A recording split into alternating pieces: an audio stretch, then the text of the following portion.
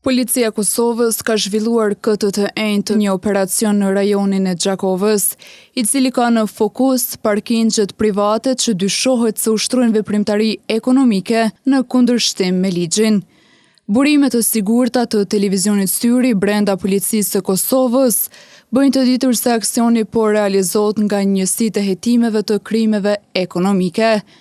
Sipas të njëjtave burime, hetimet kanë për qëllim verifikimin e operatorëve që dyshohet se veprojnë pa regjistrim të biznesit, pa licencat përkatëse, pa pajisje fiskale dhe pa përmbushur obligimet tatimore.